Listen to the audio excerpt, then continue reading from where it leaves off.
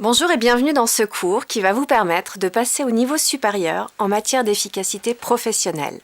Nous allons découvrir ensemble comment les dernières avancées des neurosciences, qui étudient le fonctionnement de notre cerveau, et les principaux outils de la PNL, programmation neurolinguistique, vont vous permettre de gagner en efficacité dans l'atteinte de vos objectifs. Je vais d'abord vous révéler un secret et vous initier à l'utilisation d'un outil formidable qui vous permettra d'aligner toutes vos ressources afin d'atteindre ce que vous voulez vraiment. Je vous invite maintenant à me suivre et à choisir un sujet de votre vie professionnelle sur lequel vous souhaiteriez atteindre un objectif qui aurait un impact significatif sur votre vie. Vous l'avez ? Alors suivez-moi.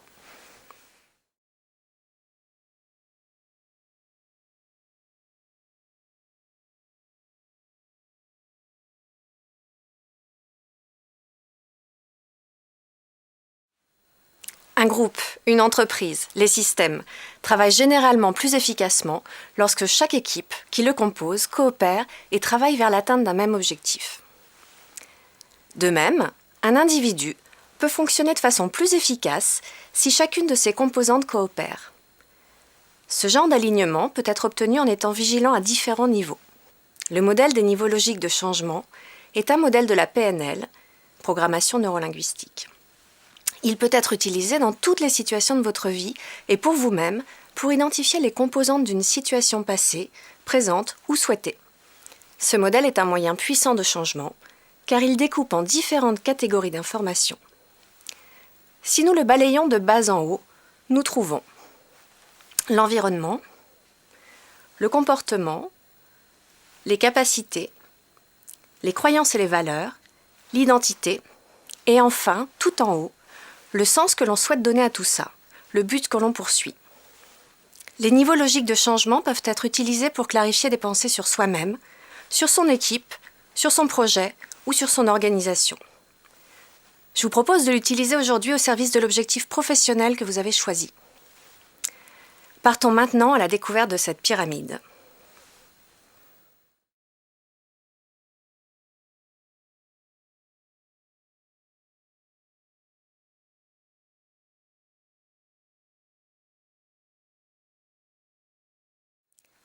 L'environnement, c'est le contexte dans lequel nous démontrons tous les éléments supérieurs de la pyramide. Il peut s'agir de notre bureau, mais aussi de personnes, nos collègues, nos fournisseurs, nos clients. Voici quelques exemples de questions que vous pouvez vous poser pour mieux connaître votre environnement. Où travaillez-vous le mieux ? Quel type d'environnement est bon pour vous ? De quel type de personnes aimez-vous vous entourer ? Ou préférez-vous travailler seul ? Quel type de personne vous prend toute votre énergie ? Quelles heures de la journée sont les plus productives pour vous ? Vous pouvez maintenant revenir à votre objectif professionnel et détailler l'environnement tel que vous l'imaginez une fois atteint votre objectif. Remontons maintenant d'un cran dans cette pyramide et découvrons le comportement.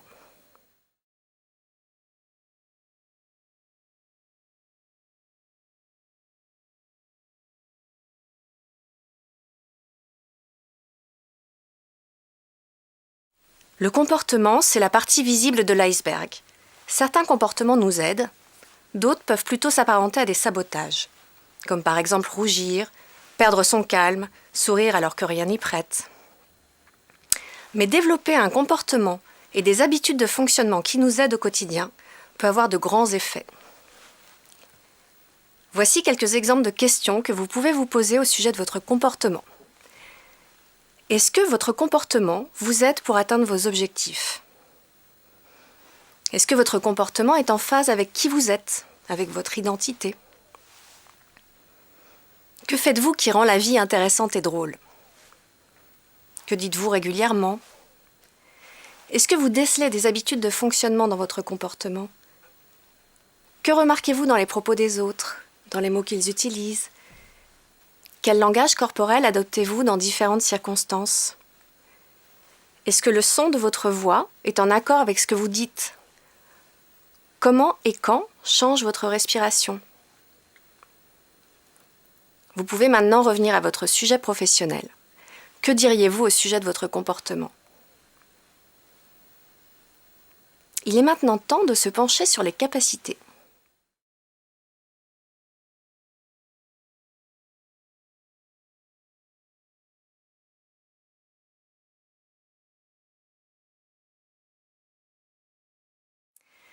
Les capacités décrivent comment nous faisons ce que nous faisons.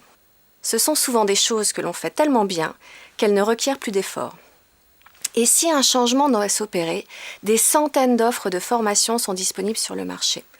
On apprend à développer sa capacité à utiliser un logiciel, à optimiser les stocks d'une entreprise, à conduire des projets, à vendre. En développant nos capacités, le monde s'ouvre à nous. Nous pouvons relever de nouveaux défis ou mieux vivre les défis en cours. Voici quelques exemples de questions que vous pouvez vous poser au sujet de vos capacités. De quelles compétences acquises êtes-vous fier ? Êtes-vous un expert d'un domaine qui ne vous est pas utile ? Quelles compétences vous seraient plus utiles ? Connaissez-vous quelqu'un disposant d'une capacité ou d'une attitude que vous voudriez développer ? Comment pouvez-vous apprendre de lui ? Que faites-vous bien selon les personnes qui vous connaissent ? Ou que voudriez-vous apprendre ? Vous pouvez maintenant revenir à votre objectif professionnel. Que diriez-vous au sujet des capacités nécessaires à son atteinte ?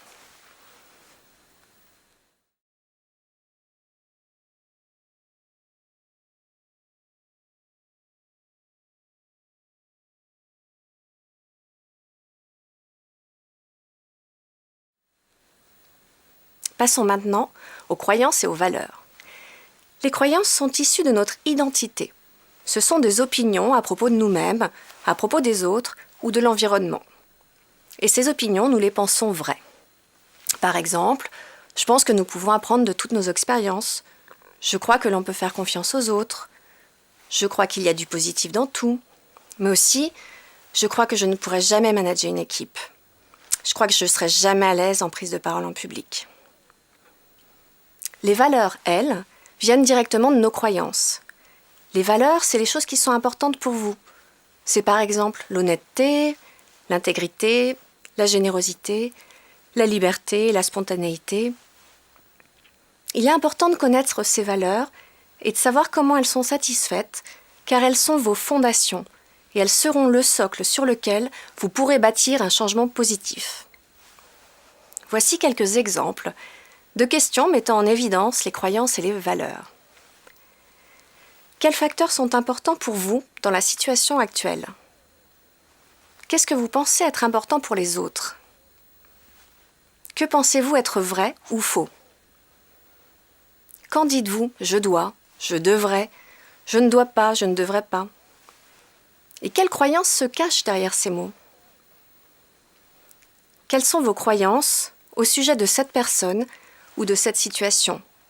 Vous sont-elles utiles ? Est-ce qu'il y a d'autres croyances qui vous seraient plus utiles ? Et quelle croyance aurait une personne si elle se mettait à votre place ? Vous pouvez maintenant revenir à votre objectif professionnel. Que diriez-vous sur vos croyances et valeurs ?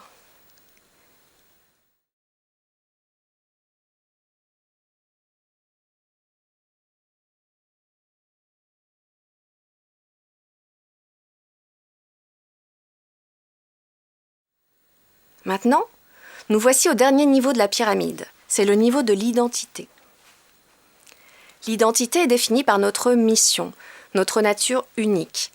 Par exemple, je suis optimiste, je suis timide, pratique, talentueux.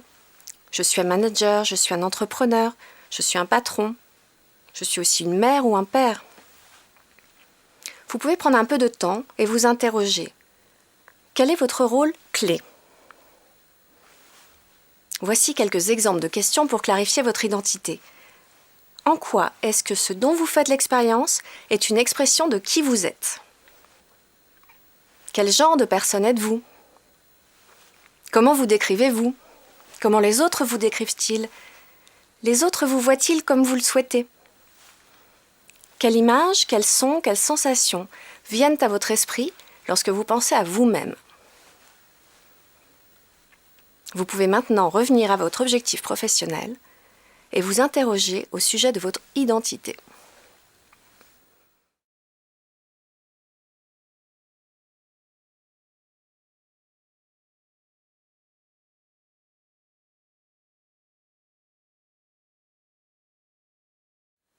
Comme vous le voyez dans le graphique, cette pyramide s'ouvre sur l'extérieur en son niveau supérieur.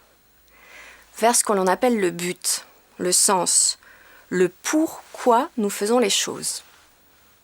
Ce niveau le plus élevé correspond à ce qui est au-delà de soi, à notre contribution à de plus grands systèmes comme l'entreprise, la société, notre communauté, notre famille, le monde, ou des systèmes plus temporaires comme la personne à laquelle je m'adresse maintenant.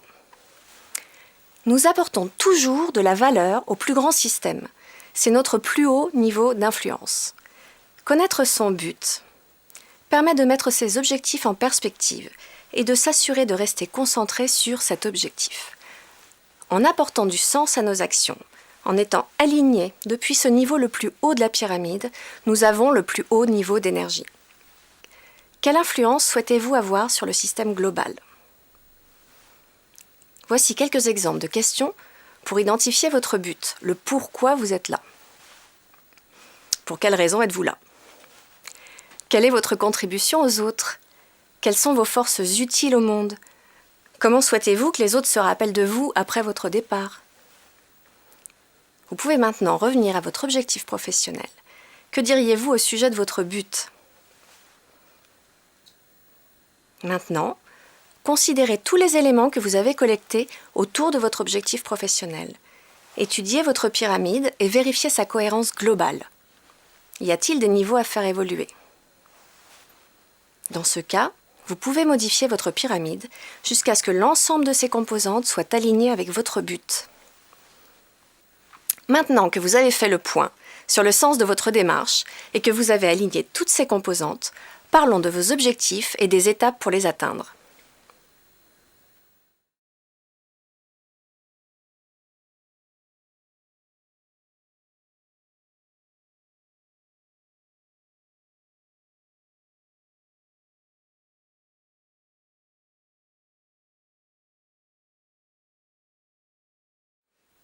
Alors, pourquoi formuler des objectifs ? L'objectif est au centre de ce module, car c'est le point de départ et le cap que vous suivrez durant votre voyage. L'objectif est l'expression d'une vision à long terme, le pourquoi je fais ça, et d'une motivation à court terme, le comment je fais ça. Mais aussi parce que formuler un objectif, c'est réduire la peur de l'inconnu et ainsi la pénibilité associée au changement. Les dernières recherches neuroscientifiques menées sur le sujet montrent que le cerveau ne peut gérer ces deux niveaux à la fois, la vision et la motivation. Et pire que se concentrer sur un niveau, par exemple sur le pourquoi je fais ça, empêche de considérer le deuxième niveau, dans ce cas le comment je fais ça. Pour faciliter le travail de notre cerveau, la formulation d'un objectif doit donc respecter un certain nombre de critères que nous verrons juste après. Ces critères permettent aussi de lutter contre une réponse primitive de notre cerveau, la peur de l'inconnu, qui est à l'origine des freins au changement que nous connaissons bien. Une grosse part de la probabilité d'atteindre son objectif se joue donc à la définition de celui-ci. Vous pouvez maintenant penser à votre objectif professionnel et le noter.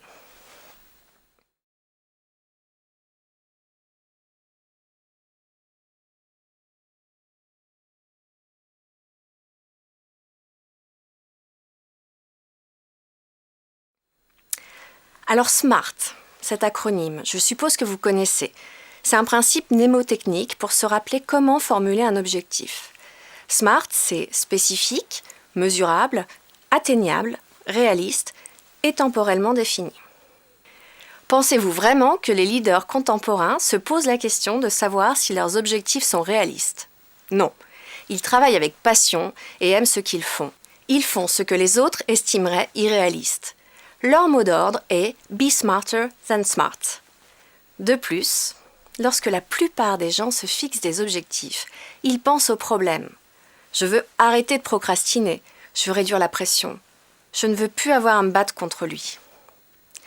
Et quand on pense au problème, on pense à la situation présente, et il est alors très très dur de penser aux résultats que l'on souhaite dans le futur. Si je vous dis par exemple ne pensez pas à un kangourou, vous ne pouvez pas ne pas y penser, c'est normal. Votre cerveau ne reconnaît pas les négations. De même, lorsque vous dites « n'aie pas peur », vous accroissez la peur, ou « ne fais pas d'erreur », vous vous programmez pour en faire.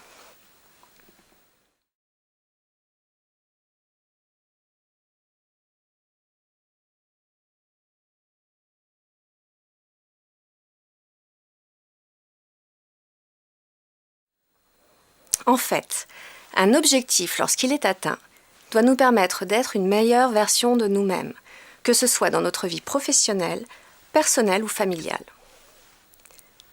Certains objectifs nous permettent de devenir un meilleur manager, un meilleur parent, un meilleur employé, un meilleur ami, un meilleur frère ou une meilleure sœur, une personne plus en forme, une personne plus en équilibre entre la vie personnelle et professionnelle. Et si vous preniez 5 minutes et pensiez à répondre à cette question, qu'est-ce que je veux réellement atteindre dans cette zone importante de ma vie? Qu'est-ce qui aura un impact significatif aujourd'hui, demain, cette année, l'année prochaine, ou dans ma carrière ou dans ma vie? Et on ne parle pas de ce que vous devriez ou ce que vous auriez intérêt à faire. Ça, ce sont plutôt les objectifs que les autres veulent pour vous, mais de ce que vous voulez pour vous. Cet objectif que vous formulez porte sur vous, sur ce que vous souhaitez accomplir. Si vous ressentez la moindre résistance par rapport à un feedback, une suggestion, un conseil que vous avez reçu, mettez ça de côté. Un objectif porte sur la personne que vous êtes, pas sur celle que les autres aimeraient bien que vous soyez. Je vous invite aujourd'hui à penser en termes de résultats. Lorsque nous exprimons nos objectifs en termes de résultats, nous sommes déjà dans le futur, dans la solution recherchée. Nous n'imposons pas un mode de fonctionnement contre-intuitif à notre cerveau et il peut fonctionner à pleine capacité. Vous êtes prêt à payer le prix qu'il faut, vous êtes engagé et prêt à prendre l'étape suivante, vous avez la volonté d'agir, suivez-moi.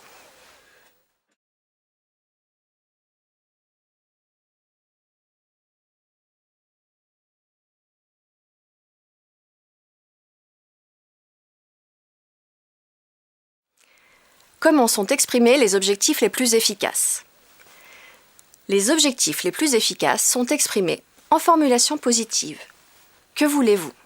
Si votre objectif est un exemple de ne plus être pris pour un incompétent, il devient « je veux être reconnu comme compétent ». Ces objectifs sont aussi à votre initiative. C'est bien vous qui le voulez, pas votre associé, votre boss, votre mari ou votre mère. L'objectif doit aussi être sous votre contrôle. Est-ce que le résultat dépend seulement de vous? Ainsi, des objectifs comme être le numéro 1 ou le DG de la société, rendre mes enfants heureux et faire qu'ils aient du succès ne marchent pas. Ils ne dépendent pas de vous. Certains objectifs ne sont pas sous votre contrôle ou ne sont pas adaptés à votre environnement. Les seuls objectifs sur lesquels vous pouvez avoir un contrôle sont ceux qui portent sur la personne que vous voulez être et non sur comment vous souhaitez que les autres soient. Ces objectifs peuvent devenir être un exemple d'entrepreneur ou de leader, avoir un rôle dans la vie qui me permette d'encadrer les autres dans une société de conseil, être un parent qui peut accompagner mes enfants émotionnellement et matériellement. Un objectif est également accompagné des indicateurs qui prouveront son atteinte. Comment saurez-vous que vous aurez atteint l'objectif? Qu'est-ce que vous ferez quand vous l'aurez atteint? Qu'est-ce que vous verrez, qu'est-ce que vous entendrez ou sentirez lorsque vous l'aurez atteint? Cette question est très importante et nous permet de clarifier des objectifs ou des résultats attendus trop vagues. Le contexte de l'objectif est également clairement défini. Demandez-vous où, quand, comment et avec qui je veux atteindre cet objectif. Ces questions vous permettront d'affiner ce que vous voulez en éliminant ce que vous ne voulez pas. Les ressources nécessaires à l'atteinte de l'objectif sont également identifiées. Et dans cette étape, vous pouvez inventorier ce dont vous avez besoin en termes de connaissances, en termes de personnes, de moyens matériels, pour atteindre votre objectif. Vous pouvez vous poser les questions: quelles sont mes ressources actuelles? De quelles ressources nouvelles ai-je besoin? Est-ce que j'ai déjà atteint ce genre d'objectif dans le passé? Que se passe-t-il si j'agis comme si j'avais acquis la nouvelle ressource? Agir comme si vous permet de faire le point sur les fausses croyances sur vous-même qui pourraient vous bloquer, mais aussi de faire l'expérience de cette ressource, de vous projeter et de voir si elle est vraiment nécessaire. Votre objectif sera aussi écologique. Par écologique, je veux dire qu'il est en phase avec tous les aspects de votre vie. Contrôler que votre objectif est écologique vous permet de vérifier que vous n'avez pas d'obstacle à sa réalisation. Vous pouvez vous poser les questions suivantes. Pourquoi est-ce que je veux vraiment faire ça? Qu'est-ce que je vais gagner ou perdre si j'atteins mon objectif? Que va-t-il se passer si je l'atteins? Qu'est-ce qui ne se passera pas si je l'atteins? Ou que se passera-t-il si je ne l'atteins pas? Et qu'est-ce qui ne se passera pas si je ne l'atteins pas? Évaluer le prix à payer avant de se lancer permet de ne pas s'engager dans une voie sans issue. Identifier quel est le risque, quel sera l'inconfort. Est-ce que vous allez devoir abandonner quelque chose que vous avez aujourd'hui? Est-ce que vous allez ressentir de la tristesse? Est-ce que ça vaut le coup? À vous de décider si c'est oui ou non. Et si c'est non, vous pouvez moduler votre objectif. Si c'est oui, engagez-vous et passez à l'étape suivante. Si votre objectif respecte les autres, votre environnement, votre organisation, alors les autres, votre environnement et votre organisation vous accompagneront. Les entreprises ont mis en place des démarches gagnant-gagnant. Cela marche aussi au niveau individuel. De la même façon, prenez le temps de vérifier que votre objectif est en accord avec vous-même, avec la personne que vous êtes et celle que vous voulez devenir. Vous pouvez maintenant reprendre votre objectif et en faire évoluer la formulation, de sorte à ce qu'il remplisse les critères que je vous ai présentés.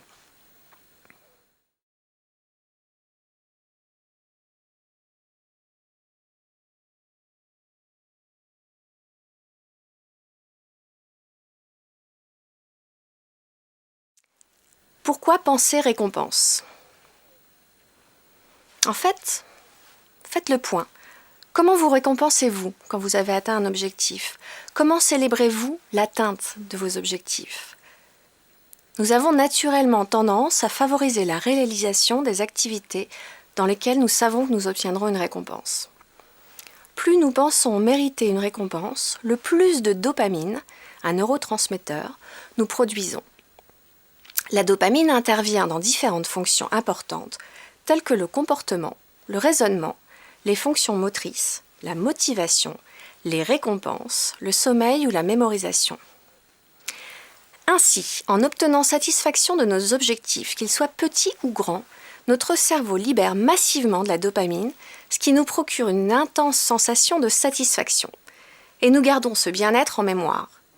La seule promesse d'une libération massive future de dopamine nous conduit à l'action pour atteindre nos objectifs.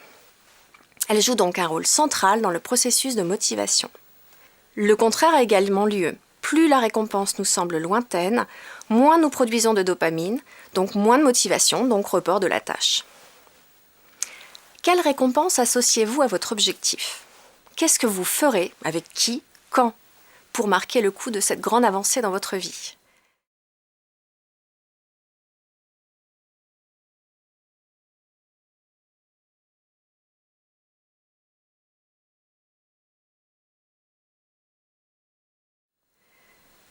Les études neuroscientifiques ont démontré que nous apprenons des modèles complexes en les découpant en petits morceaux et en les catégorisant.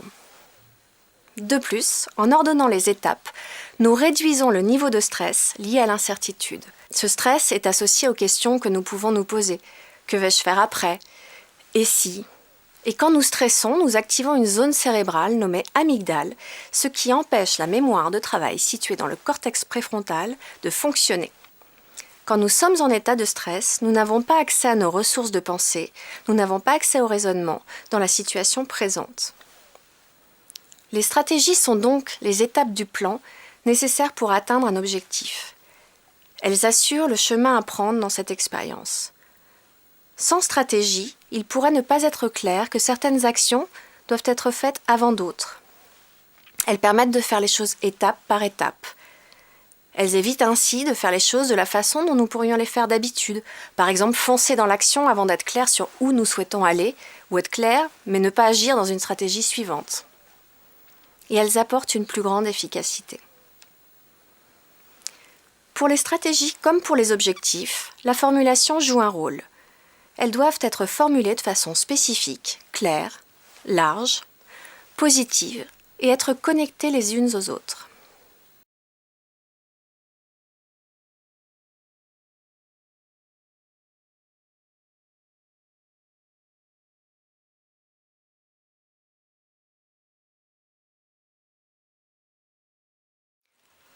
Une technique de PNL, la ligne du temps, peut être très puissante pour définir de façon créative votre plan.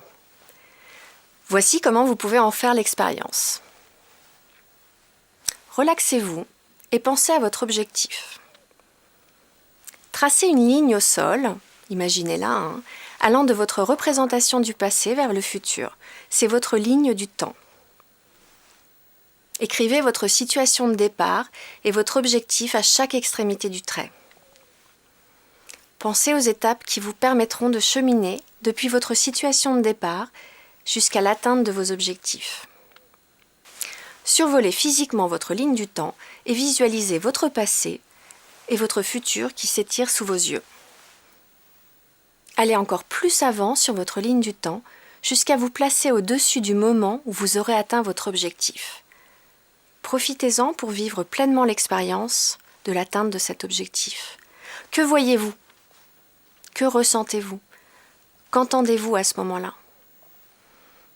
Attachez-vous à votre dimension physique et émotionnelle. Explorez ce que c'est que d'avoir atteint votre objectif, jusqu'à l'avoir enrichi de tous vos sens. Maintenant, retournez-vous et regardez le point correspondant au moment présent. Complétez votre plan de toutes les étapes auxquelles vous n'aviez pas pensé et qui vous apparaissent maintenant. Alignez chaque étape du plan de sorte à ce qu'elle vous permette d'atteindre votre objectif. Et revenez au moment présent. Quelle est la première étape que vous voulez absolument réaliser afin de vous rapprocher de l'atteinte de votre objectif ? Êtes-vous engagé à 100%? Qu'allez-vous précisément faire et quand allez-vous le faire? Et maintenant, à vous de jouer et d'établir le plan associé à votre objectif. Vous pouvez noter les étapes de votre plan.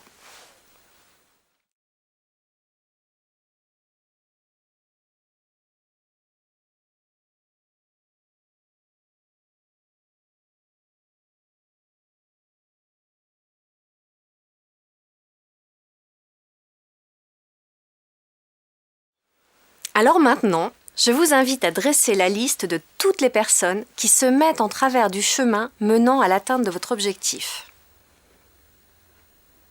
Ça y est, la liste est faite. Ok, donc en haut de cette liste, vous écrivez « moi ». Vous, quoi. Et oui, nous sommes souvent les premiers à barrer le chemin, nous menant à ce que nous voulons vraiment. Maintenant, je vous invite à écrire la liste de tout ce que vous faites ou ne faites pas, pour ne pas atteindre vos objectifs. Ce peut être un comportement que vous adoptez. Vous savez ce que vous voyez chez les autres et qui vous fait vous interroger. Mais pourquoi il fait un truc pareil ? Il est en train de tout mettre par terre. Eh bien, vous pouvez parfois le détecter chez vous. Quels sont les comportements qui vont à l'encontre de l'atteinte de votre objectif ? Quels sont maintenant les sentiments que vous pouvez ressentir qui vont à l'encontre de l'atteinte de votre objectif? Et quelles sont les pensées que vous pouvez avoir qui ne vous aident pas? Ce peuvent être des pensées à votre sujet, au sujet des autres, ou même de la situation que vous vivez. Vous n'êtes pas obligé de songer au pourquoi du comment, vous n'êtes pas dans une phase d'analyse, mais dans une étape de constat. Vous prenez une photo de votre situation actuelle. Et maintenant, vous pouvez prendre le temps d'identifier ce que vous voulez changer dans votre comportement, comme dans ce que vous ressentez ou ce que vous pensez dans certaines situations cruciales pour l'atteinte de votre objectif. Et un dernier conseil, faites l'expérience de changer vos pensées et vous constaterez que les sentiments et comportements changeront.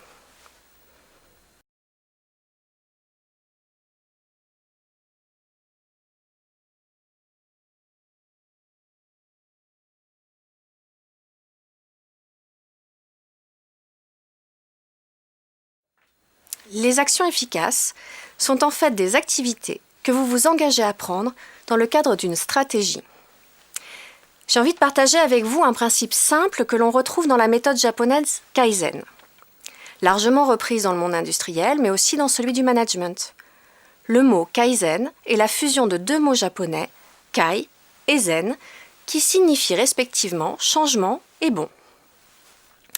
Le Kaizen est un processus d'amélioration concrète, simple, peu onéreuse, réalisé dans un laps de temps très court. Lorsque vous déterminez vos actions pour atteindre vos objectifs, je vous invite à penser Kaizen et à prendre des petites actions simples qui ne vous coûteront pas un effort considérable. Il y a généralement 5 types d'actions. Les choses générales à faire, les listes à construire, par exemple lister les 10 choses qui peuvent me permettre de, les visions à établir, les conversations à avoir, les lignes directrices à établir. Par exemple, les 5 raisons principales qui m'amèneront à sous-traiter cette activité. Quelle première action allez-vous prendre pour vous lancer dans l'atteinte de votre objectif? Avez-vous une idée? A-t-elle sa place dans votre première étape du plan, votre première stratégie? En veillant à ce que la formulation de vos actions respecte les critères suivants, vous maximisez vos chances de les réaliser. Une action sera ainsi claire, vous devez la comprendre facilement. Elle sera aussi réaliste, elle vous challenge, mais l'action doit être réaliste et atteignable. Elle sera précise, si possible chiffrée, adaptée à la stratégie et à votre objectif, et définie dans le temps. Vous pouvez reprendre maintenant votre action et la formuler en prenant en compte ces critères. Plus tard, lorsque vous passerez à l'action, il pourra vous arriver de vous retrouver coincé dans la réalisation d'une action ou dans son objectif. Il est alors indiqué de, si vous êtes coincé dans une action, remontez à la vision, repensez au pourquoi est-ce que je fais ça. Si vous êtes au contraire coincé dans votre objectif et ne trouvez pas d'action, descendez jusqu'à trouver un comment. Comment je peux mettre en place mon objectif? Et si vous vous sentez coincé, c'est peut-être que vous n'arrivez pas à sortir de votre zone de confort. Vous savez, cette zone en dehors de laquelle la magie s'opère. Et votre cerveau ne vous aidera pas. En effet, le cerveau répond à 2 instincts primitifs puissants. Éviter la douleur et avoir du plaisir. Lesquels instincts ne sont absolument pas satisfaits lorsque vous explorez l'extérieur de votre zone de confort. Ils ne vous aident donc pas dans l'atteinte de vos objectifs de développement à plus long terme. Dans ce cas, continuez à rester concentré sur votre objectif et visualisez votre récompense qui vous apportera, grâce à la dopamine, une sensation de bien-être élevée. En menant à bien ces actions qui vous bloquent, en donnant un effort intense et en les pratiquant fréquemment, elles s'intégreront dans votre propre zone de confort. Quelles actions voulez-vous prendre pour vous rapprocher de ce que vous voulez vraiment, atteindre votre objectif? Vous pouvez les noter dès maintenant et les positionner dans votre agenda.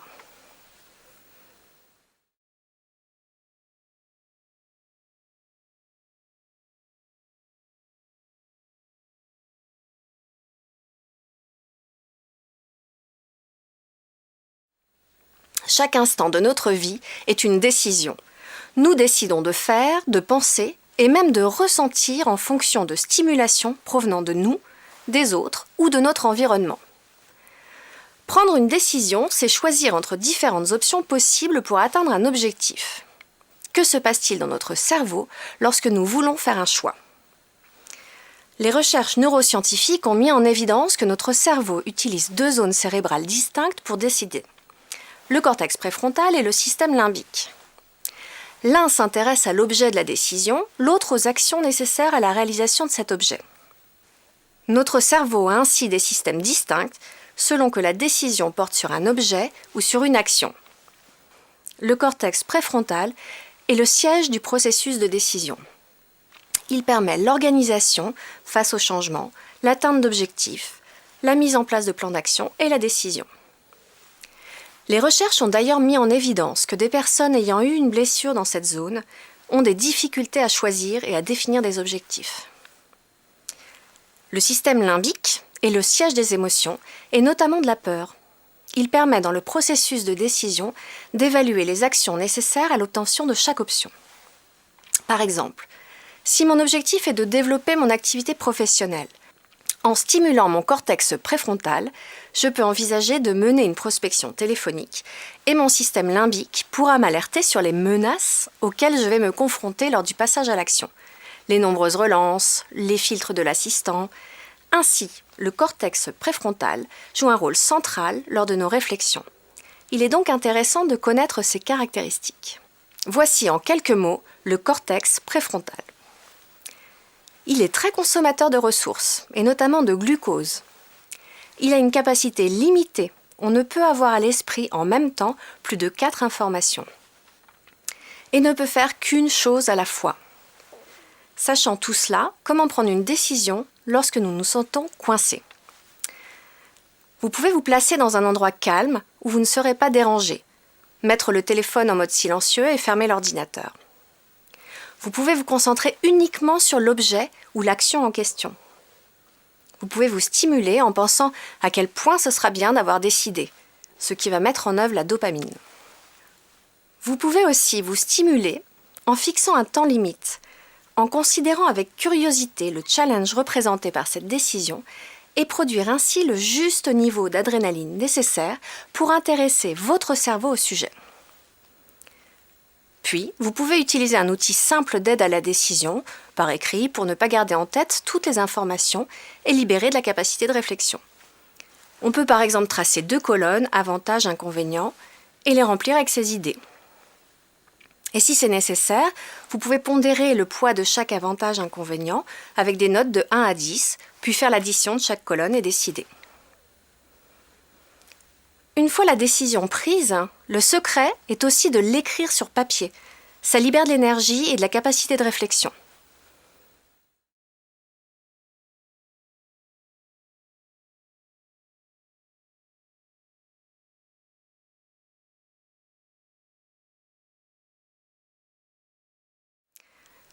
Lorsque nous pensons au problème, nous restons en quelque sorte coincés dans ce mode de pensée.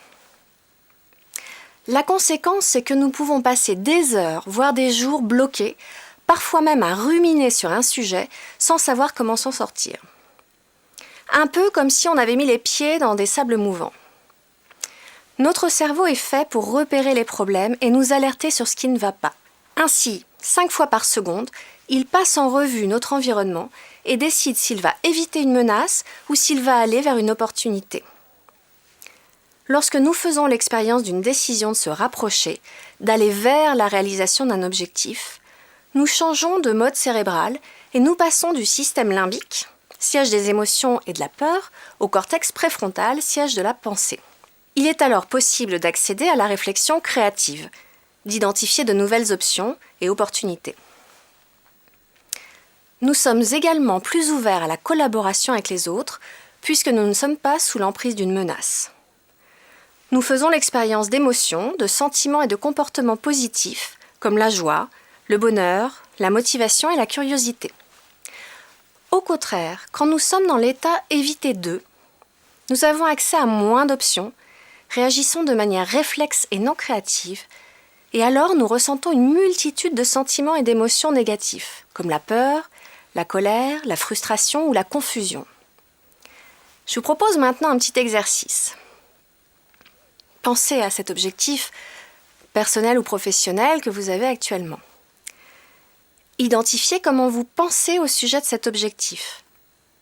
Est-ce que vous pensez à l'atteindre ou est-ce que vous pensez à vous éloigner d'un certain état, d'une certaine situation?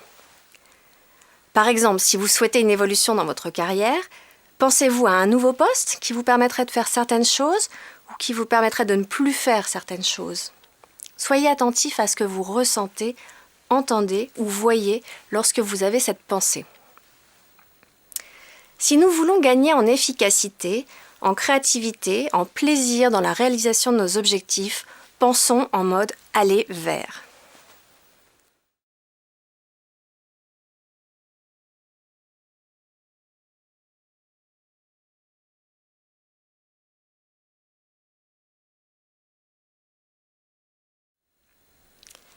La procrastination, c'est une habitude de fonctionnement qui se manifeste par le report au lendemain des tâches importantes.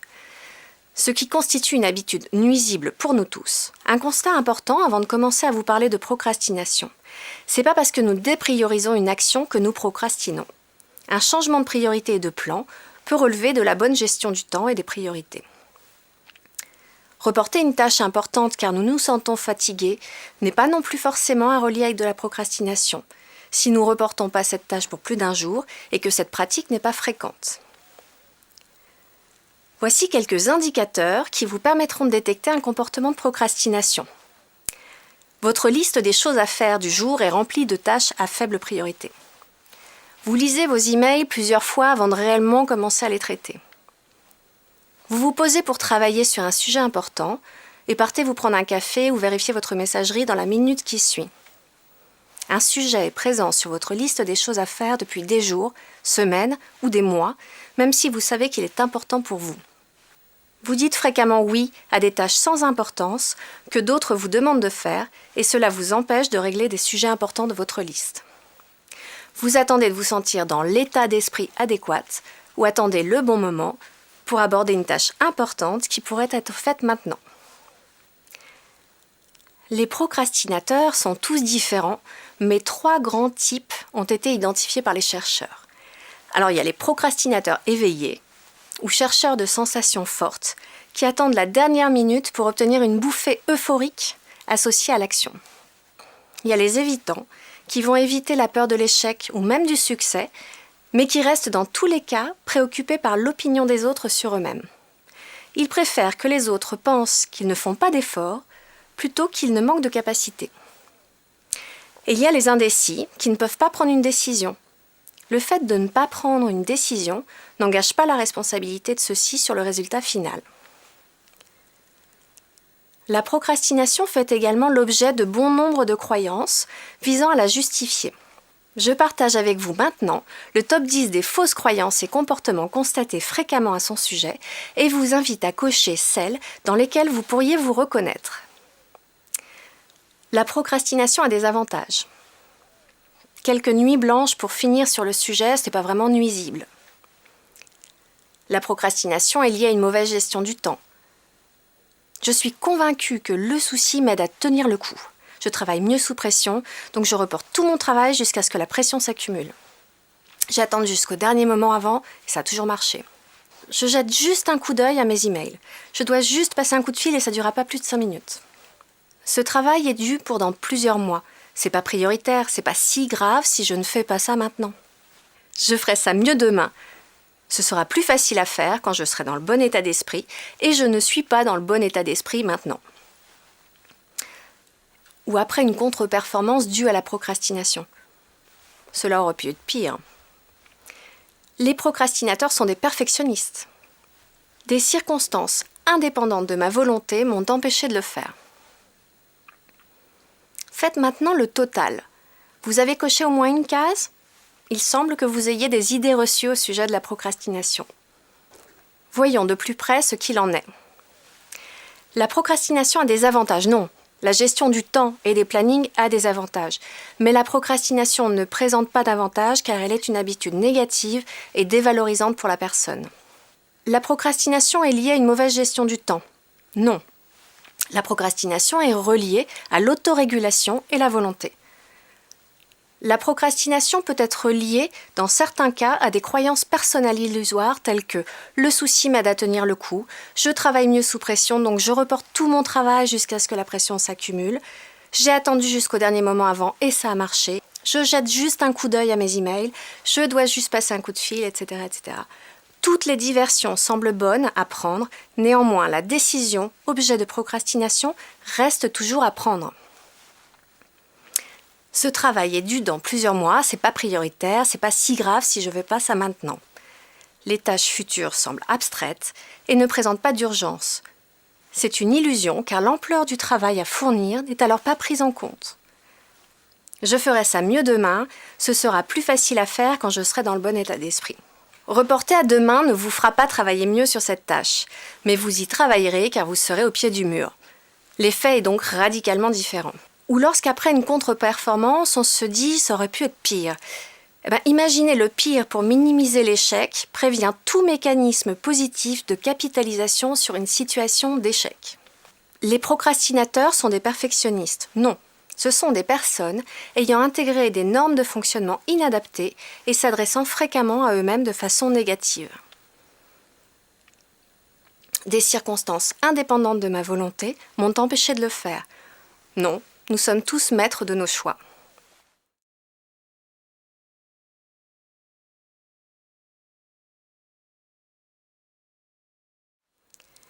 Et si l'on observe la procrastination sous l'angle neuroscientifique, nous pouvons constater que nous ne procrastinons pas, mais notre cerveau procrastine. Les dernières avancées des neurosciences montrent que la procrastination est un mécanisme universel car cela correspond au mode de fonctionnement de notre cerveau. Elles fournissent ainsi une liste de caractéristiques associées à la procrastination, parmi lesquelles se trouvent la désorganisation, le faible niveau de contrôle émotionnel, le faible niveau de planification ou de définition d'objectifs, l'utilisation réduite des capacités à évaluer, comprendre et à planifier, la distraction, le peu de persévérance et enfin l'insuffisance dans la gestion du temps et des tâches. De plus, pour que le cortex préfrontal entre en jeu, beaucoup plus d'énergie est nécessaire. Si nous ne fournissons pas suffisamment d'énergie consciente à la résolution de la situation, le système limbique reprend le dessus et nous remettons au lendemain en préférant réaliser des tâches déjà connues. Un autre point important est que nous avons naturellement tendance à favoriser la réalisation des activités pour lesquelles nous savons que nous obtiendrons une récompense. En général de la satisfaction, mais aussi une récompense matérielle. Le plus nous pensons être proches d'une récompense, le plus de dopamine nous allons produire, le plus de motivation nous allons avoir. Par opposition, plus la récompense est lointaine, moins de dopamine et donc moins de motivation. Alors, quelles sont les stratégies pour vaincre la procrastination et avancer dans ses projets ? Les habitudes ne prennent fin que lorsque l'on arrête d'y recourir. La procrastination est ainsi une habitude qui peut se remplacer par des habitudes plus proactives et productives. Certaines astuces marchent mieux avec certaines personnes que d'autres, donc n'hésitez pas à tester un maximum de bonnes pratiques pour trouver celles qui vous correspondent. Il est important de garder en tête l'importance du changement d'environnement. Les procrastinateurs recherchent effectivement activement la distraction. Si vous sentez qu'il vous est difficile de travailler sur une tâche dans un lieu donné, changez d'environnement. Recherchez l'atmosphère la plus propice à votre concentration. Allez dans une salle de réunion, dans un café, dans un parc ou à la bibliothèque. D'autre part, vérifier ses emails ou ses comptes sur les réseaux sociaux est une action parfaite pour se distraire de l'objectif principal et s'auto-réguler face aux émotions telles que la peur de l'échec. Prenez l'habitude de ne consulter ces sources d'informations que 2 ou 3 fois par jour. Faites des pauses pré-programmées pour rafraîchir votre esprit et votre corps. Changez d'activité pour 10 minutes. Allez marcher, écouter de la musique, discuter. Vous vous sentirez ensuite motivé et votre esprit sera plus clair. Mais là encore, veillez à ce que les pauses ne soient pas une excuse pour procrastiner. Prenez l'habitude de découper vos projets en étapes et en actions concrètes, puis positionnez vos actions dans votre planning. Pensez à la récompense que représentera l'atteinte de votre objectif sur lequel vous avez tendance à procrastiner. Enfin, vous pouvez pratiquer la répétition d'affirmations positives en lien avec la procrastination. Vous pouvez choisir dans cette liste celle qui vous correspond ou créer votre propre affirmation. Ce peut être « Il n'y a pas d'essai mais des actions ». Mon désir de finir cette tâche est supérieur à mon désir de procrastination. Je peux toujours trouver le temps et l'énergie nécessaires à la réalisation de mes tâches. Je prends des actions quotidiennement pour atteindre mon objectif.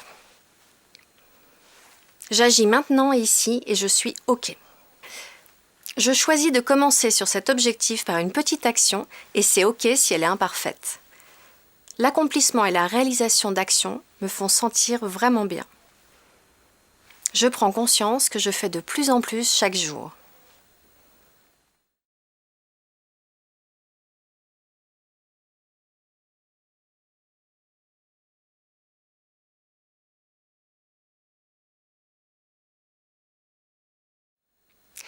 Notre temps est notre plus grand allié. Le gérer, c'est pouvoir être plus efficace et productif, de sorte à se donner plus de temps pour ce qui compte vraiment pour nous. Ce n'est pas une fin en soi. On ne gère pas son temps pour abattre des tâches et les rayer de notre to-do, mais bien un moyen de vivre plus heureux par une place plus large aux activités qui ont du sens pour nous, qui nous stimulent et qui nous nourrissent. Il est intéressant de noter que la loi de Pareto, celle des 80-20, s'applique aussi à notre gestion du temps. Nous avons tendance à consacrer 80% de notre temps à des activités générant 20% de bonheur et seulement 20% de notre temps aux activités qui génèrent 80% de bonheur chez nous. Gérer son temps, au final, ce n'est pas une question de gestion, mais de décision. Et ces décisions concernent la vie professionnelle comme la vie personnelle ou familiale. La gestion du temps s'appuie sur 4 piliers. La création d'un environnement propice à l'efficacité, l'identification de ses priorités, l'action autour de ces priorités et la réduction du temps passé sur des choses non prioritaires. Il y a donc ici 2 processus. Le premier de reconnaissance de nos priorités et le second d'attention que nous portons au comment nous gérons notre temps. Pour reconnaître vos priorités, je vous invite à faire un exercice. Priorisez spontanément en notant de 1 à 10 chacun de vos domaines de vie. 1 étant le moins prioritaire et 10 le plus prioritaire. Les domaines de votre vie sont la famille, le couple, les loisirs, les finances, la carrière, la santé, l'environnement de vie, le développement personnel. Pouvez-vous identifier maintenant vos priorités de vie ? Qu'est-ce qui est le plus important pour vous ? Qu'est-ce qui donne du sens à votre vie ? Pouvez-vous les classer par ordre d'importance ? Quelles sont les choses les plus importantes que vous pourriez faire cette semaine dans ces zones prioritaires de votre vie ? Maintenant, je vous invite à décrire votre journée type.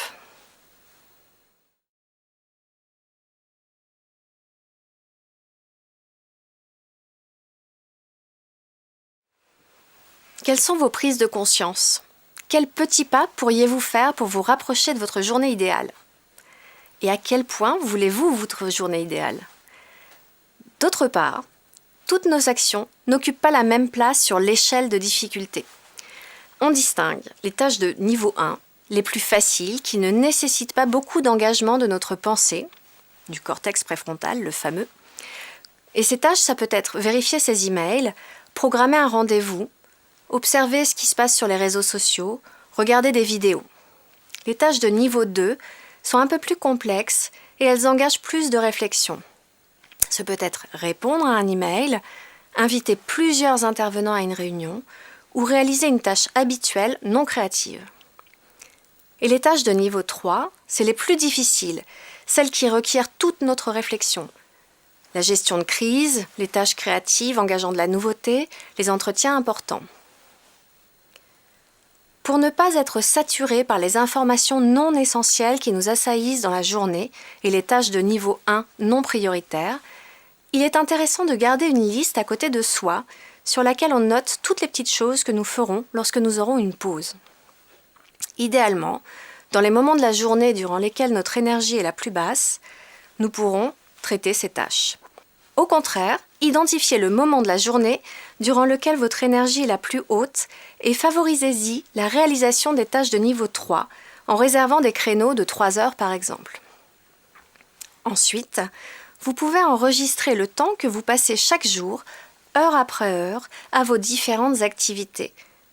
Notez le temps que vous passez à des tâches de faible valeur, identifiez les moments de haute et basse énergie, le temps consacré au repas et ce que vous mangez, les pauses que vous prenez, etc.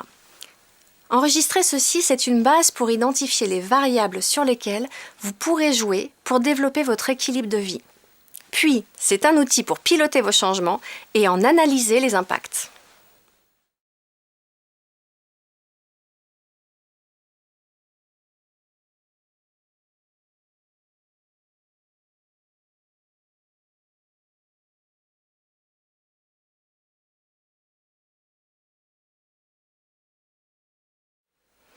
Dans le monde de l'entreprise, le langage est un outil puissant qui nous permet d'accroître notre efficacité professionnelle en augmentant la qualité de l'information que nous échangeons, en accroissant le niveau de compréhension de notre message, en motivant et inspirant nos collaborateurs, en communiquant d'une façon captivante, en enrichissant notre langage et du coup nos vies.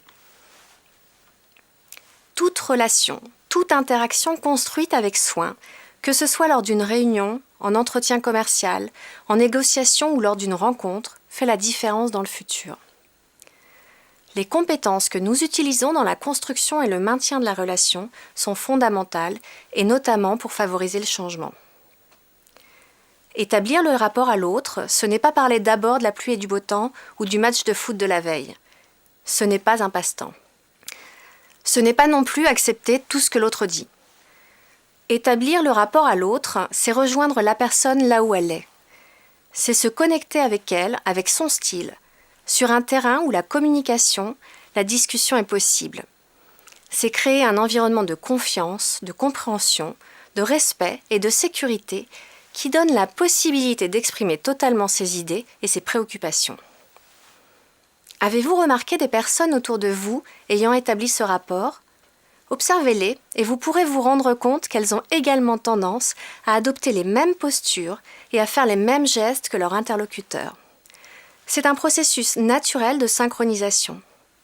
Et ce processus concerne la posture, les gestes, mais aussi la respiration, le ton de la voix et le contenu du langage. Vous pourrez peut-être même noter des similitudes dans les croyances, les valeurs, le sens de l'identité ou le but dans la vie professionnelle et personnelle de ces personnes. Alors la bonne nouvelle, c'est que si le rapport à l'autre ne s'établit pas, il existe des moyens de le travailler. Les pros de la communication font ça en acceptant le cadre de référence, les valeurs, les croyances, l'identité de l'autre sans le juger.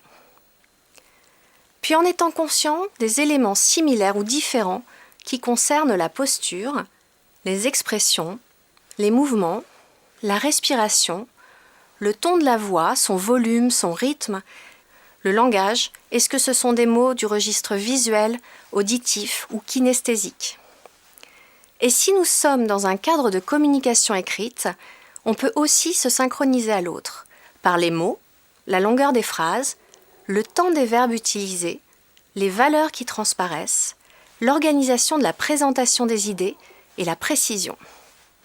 Et enfin, en se rapprochant subtilement de tous ces éléments pour aller à la rencontre de l'autre. Ceci permet de créer de la proximité avec son interlocuteur, d'avoir accès à son cadre de référence, à ses raisons, ses valeurs, ses attitudes, ses croyances et ses sentiments.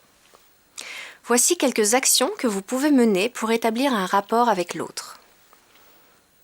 Vous pouvez développer un véritable intérêt dans la découverte de ce qui plaît à l'autre, de ce qui est important pour lui. Commencez à le comprendre et n'attendez pas qu'il vous comprenne. Faites ceci dans une posture d'égalité avec votre interlocuteur. Vous pouvez identifier des mots favoris, des phrases répétées, des paroles habituelles et les incorporer petit à petit dans votre langage. Vous pouvez remarquer comment l'autre présente l'information. Met-il beaucoup de détails ou a-t-il une vue générale ? Faites de même lorsque vous parlez. Vous pouvez vérifier si la personne utilise des mots, plutôt du vocabulaire visuel, auditif ou kinesthésique, et communiquez vous aussi depuis ce canal. Vous pouvez respirer à l'unisson avec la personne. Vous pouvez aussi adopter le même langage corporel, le même ton et le même rythme de voix. Vous pouvez respecter la personne, son temps, son énergie, ses collaborateurs et ses associés. Et n'oubliez pas, faites tout cela graduellement pour ne pas singer l'autre.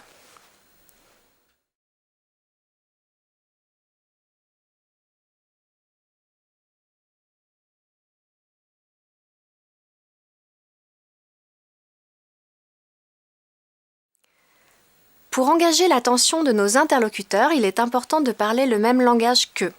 Enrichir son langage en utilisant ses sens permet d'accroître les chances que notre interlocuteur comprenne et accepte ce que l'on dit. Notre façon de parler reflète notre ou nos sens privilégiés. Ainsi, moi qui suis plutôt visuelle, je vais avoir tendance à dire « je vois bien ce que tu veux dire » ou « c'est clair ». Par contre, une personne plus auditive dira par exemple « j'entends ce que tu dis ». Ça résonne en moi. Et une kinesthésique, connectée à la dimension sensorielle, ou celle du goût et de l'odorat, dira par exemple « j'ai été touchée par ce que tu as dit » ou « ça sent pas bon cette histoire ». Il y a donc des mots-clés permettant de découvrir le sens que nous privilégions et ceux que nos interlocuteurs privilégient. Ces sens sont visuels, auditifs, kinesthésiques. Et je vous les détaille dans le tableau suivant.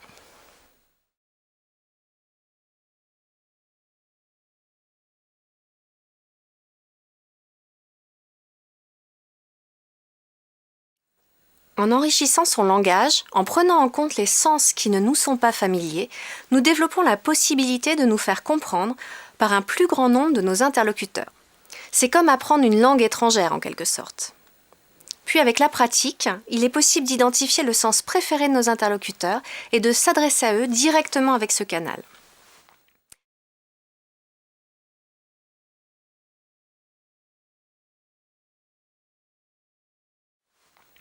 Voici un petit exercice pour découvrir votre canal privilégié.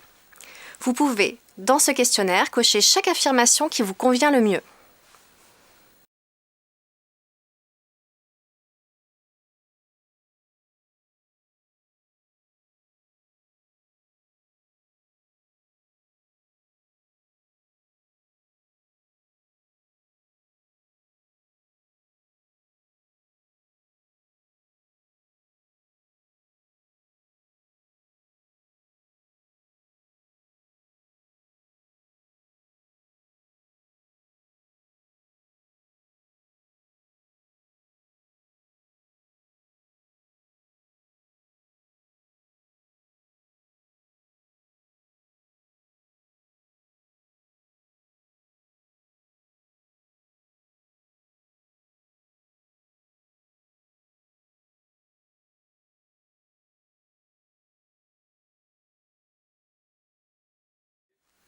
Cumulez maintenant votre total de K, de V et de A et découvrez votre canal favori.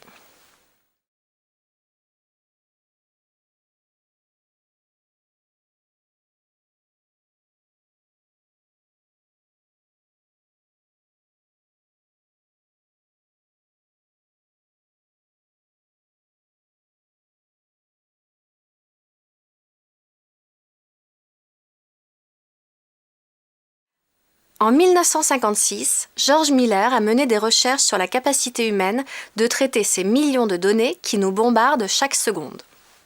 Il a mis en évidence que notre conscience ne peut gérer qu'entre 5 et 9 informations à la fois, ce qui nous oblige à laisser de côté, à filtrer un nombre colossal d'informations. Nous développons donc des filtres inconscients qui vont orienter notre attention, notre façon de traiter l'information reçue et notre façon de la restituer. Ces filtres, nous les avons mis en place dès l'enfance. Ils nous viennent de nos parents, de nos instituteurs, de notre environnement culturel. Ils sont notre manière de donner du sens au monde qui nous entoure.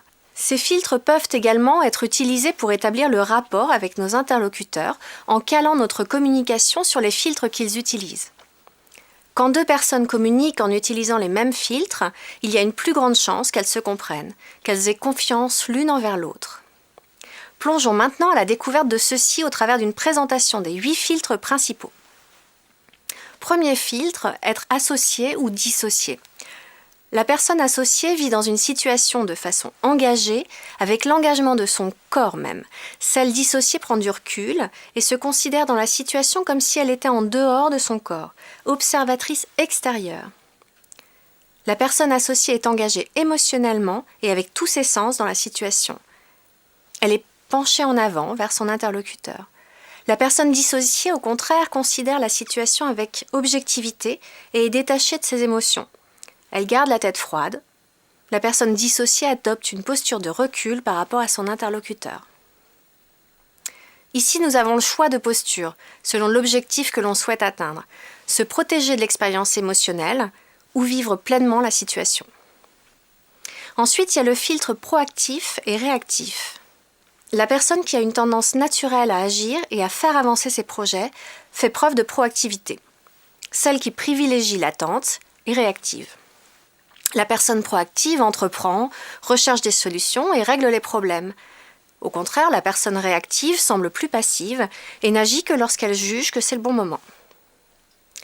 La personne plutôt proactive utilise et est sensible à des mots comme « se lancer »,« c'est parti », et au contraire, celle réactive dit plutôt « on va peser le pour et le contre »,« faut prendre le temps de », étudier les tenants et les aboutissants.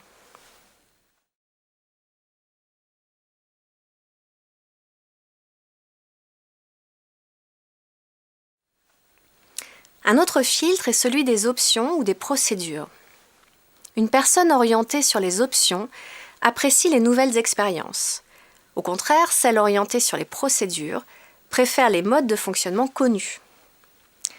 La personne orientée sur les options adore la variété, commencer de nouveaux projets, améliorer les processus existants. Au contraire, celle qui apprécie les procédures va suivre les règlements et les procédures sans les remettre en cause. Une personne plutôt option utilise et est sensible à des mots comme possibilité, choix, essayer autre chose, s'affranchir des règles. Par contre, celle plus favorable aux procédures peut dire plus facilement obéir aux règles, suivre les étapes, premièrement, deuxièmement, etc. Un autre filtre est celui du rapprochement ou de l'éloignement. Une personne qui a un filtre éloignement va s'attacher à ce qui ne fonctionne pas et identifier les problèmes potentiels.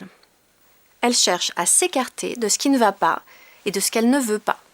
À l'inverse, la personne qui a un filtre de rapprochement cherche à se rapprocher de ce qui fonctionne bien. Elle formule ses objectifs de façon positive, ce qui en facilite d'ailleurs l'atteinte comme nous l'avons étudié précédemment.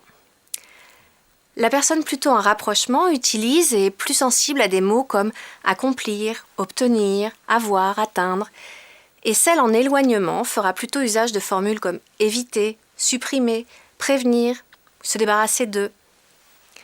Lorsque nous entendons par exemple « je veux arrêter de fumer » ou « je veux perdre du poids », on est typiquement en présence du filtre éloignement. Un autre filtre, c'est celui interne ou externe. Une personne interne est assurée qu'elle n'attend pas que quelqu'un lui dise quoi que ce soit si elle a bien fait les choses. Elle tend à être indépendante des personnes et des événements extérieurs. Au contraire, la personne externe recherche l'avis des autres sur ses actions et s'appuie sur des évaluations de sources externes. La personne plutôt interne utilise et est sensible à des mots comme « ça dépend de toi »,« c'est toi qui le sais »,« vois ce qui te va ». Celle s'appuyant sur un filtre externe favorise les expressions comme « les études soulignent que »,« cet exemple a très bien marché », etc., etc. Le filtre global ou spécifique. Les personnes ayant le filtre global ont plutôt une vue d'avion sur les sujets. Elles ne se perdent pas dans les détails et gardent une vision d'ensemble des problématiques. Elles communiquent de façon synthétique. Au contraire, celles qui s'intéressent aux filtres spécifiques vont d'abord regarder les détails et favoriser un traitement séquentiel de l'information. Elles communiquent de façon détaillée. La personne globale utilise et est sensible à des mots comme aperçu, vue d'ensemble, en synthèse, généralement, essentiellement, et au contraire, celle orientée détail préférera spécifiquement, précisément, avant, après, premièrement, deuxièmement. Observons maintenant le filtre similitude et différence. La personne qui a le filtre de similitude fonctionne par analogie, en repérant les similitudes avec des situations du passé. Elle peut avoir des difficultés à accepter la nouveauté, car il lui sera difficile de rapprocher l'expérience à une situation passée. Il existe aussi un filtre intermédiaire qui est similitude avec différence. Cette personne s'attache alors d'abord à repérer les similitudes, puis les différences. Et enfin, le filtre différence. Cette personne adore le changement et identifie les différences avec les situations vécues. Celui qui favorise la similitude utilise et est sensible à des expressions comme « il n'y a pas de changement, je fais toujours la même chose ». Il utilise des mots comme toujours, même, identique, aussi bien que. Et au contraire, celui favorisant un filtre différence pourra dire « c'est totalement différent, tout est nouveau » et utiliser les mots différent, changement, révolutionnaire, nouveau, sans comparaison. Concernant les personnes avec similitude avec différence, vous les reconnaîtrez car elles utilisent des mots mieux, amélioration, progression, moins ou néanmoins. Enfin, le filtre passé, présent ou futur. Certaines personnes se centrent essentiellement sur le passé. D'autres sont centrées sur l'axe présent. Elles mènent à bien le travail entrepris au présent. Et enfin, certaines ont plutôt tendance à se centrer sur l'axe futur. Ce filtre se repère par le temps que la personne utilise pour s'exprimer et aussi par les expressions. Par exemple, à mon époque, il y a quelques années, révèle une personne orientée passé. Ce qu'il se passe, va révéler une personne plutôt orientée présent. Ou la prochaine étape, je vais, permet de révéler une personne orientée futur. Vous avez également un autre filtre assez répandu qui est le filtre activité, personne, objet, endroit ou moment. Nous nous concentrons également sur certains aspects d'une situation. Ce peut être l'activité en elle-même, donc les personnes parties prenantes, les objets de la scène, l'endroit où nous sommes, le moment de l'action. La personne choisit donc de privilégier certains aspects de l'expérience.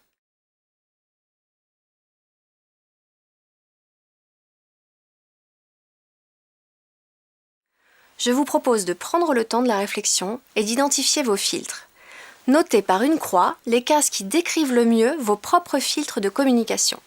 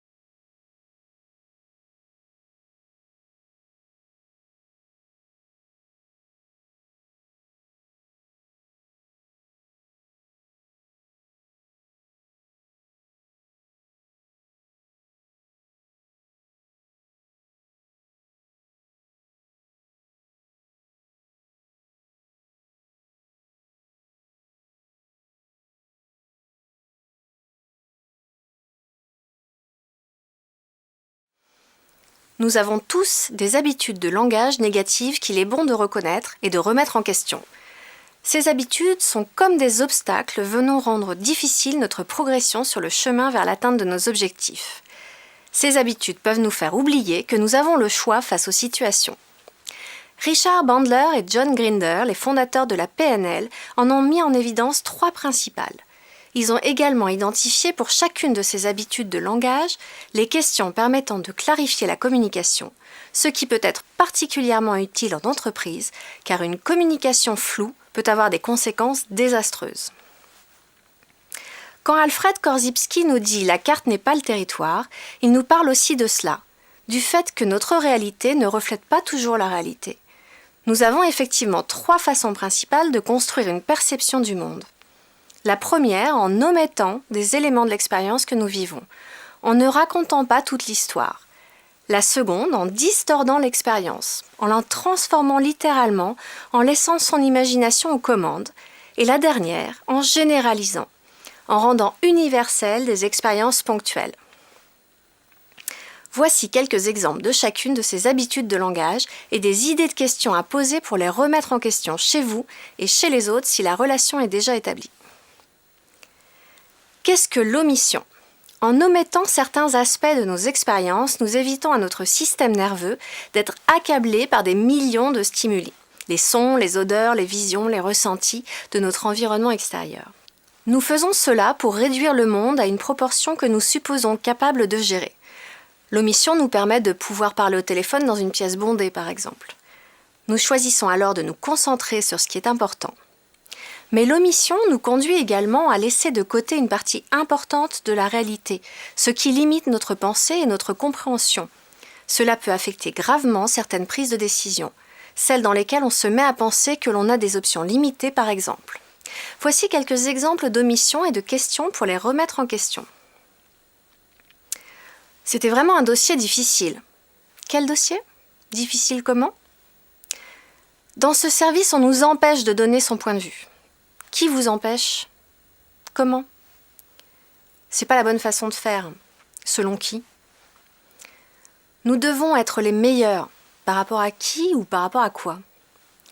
Pour récupérer l'information omise, vous pouvez donc poser les questions qui, quoi, quand, où, comment et approfondir. Quoi précisément ? Quoi exactement ?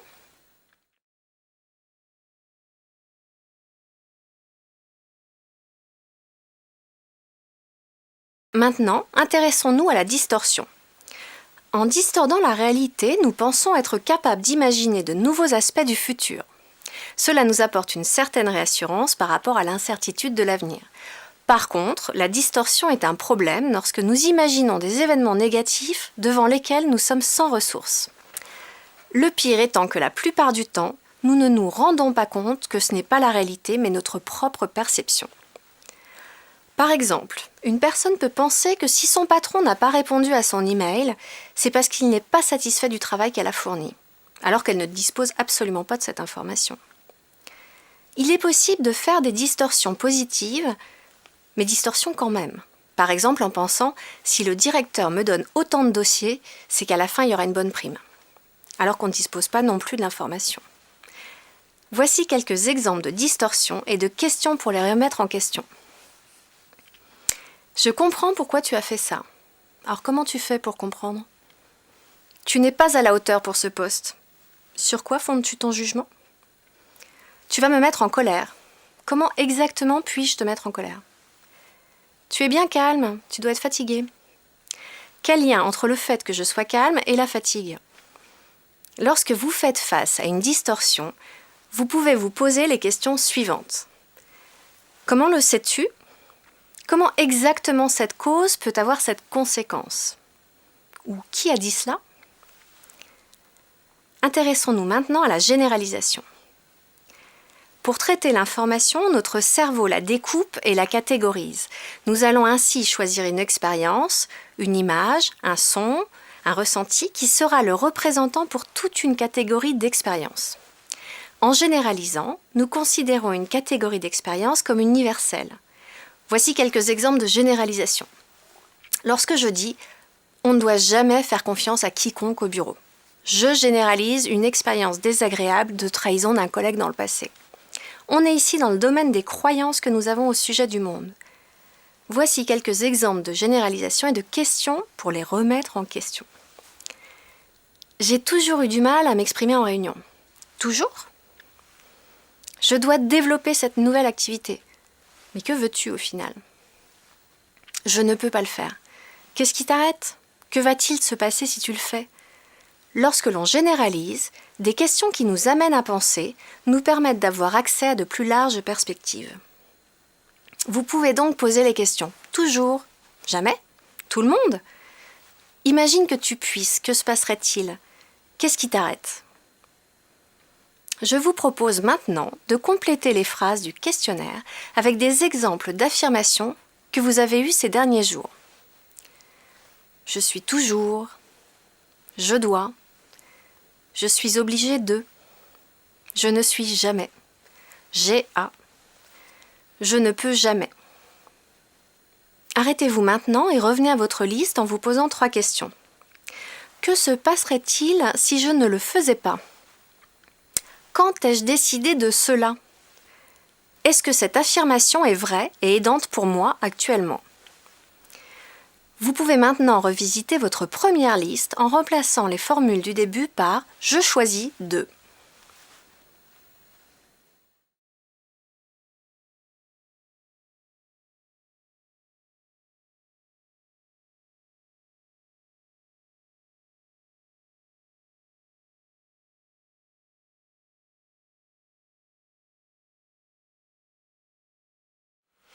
Nous sollicitons tous certains sens plutôt que d'autres. Nous sommes ainsi plus sensibles à ce que nous voyons, ou à ce que nous ressentons, ou à ce que nous entendons. Les fondateurs de la PNL ont mis en évidence que nous utilisons le langage de différentes façons et que nous représentons nos expériences au travers de nos sens. Le développement des sens, visuels, auditifs et kinesthésiques, est un atout pour notre communication, notre leadership, mais aussi pour notre capacité à développer la flexibilité nécessaire à notre changement. Quand vous fixez un objectif, le prendre en compte avec tous vos sens vous le rend plus réel. Votre objectif peut venir à la vie si vous utilisez vos sens de façon efficace. Pensez maintenant à l'atteinte de votre objectif. Projetez-vous dans la scène. Que voyez-vous? Qu'entendez-vous? Et que ressentez-vous? Comment ce sera quand vous aurez atteint l'objectif? Le plus vous pensez à la situation future, le plus vous vous programmez pour y arriver et le plus facile cela devient de sortir de votre zone de confort. Par ailleurs, les cellules du cortex visuel sont plus nombreuses, plus profondes et plus riches que celles du cortex auditif. Il est donc plus efficace de favoriser la visualisation. Pour le cerveau, il n'y a pas de différence significative entre visualiser un concept dans la vraie vie et le visualiser par l'esprit. C'est ce qui explique le pouvoir de la visualisation dans le domaine du sport et le pouvoir des éléments visuels dans la compréhension de nouveaux concepts. Plus vous vous visualisez précisément dans votre état objectif, plus votre cerveau croit que l'objectif est atteint et vous fait agir comme si vous l'aviez réalisé. Plus vous agissez de la sorte, plus vous avez de chances d'atteindre votre objectif.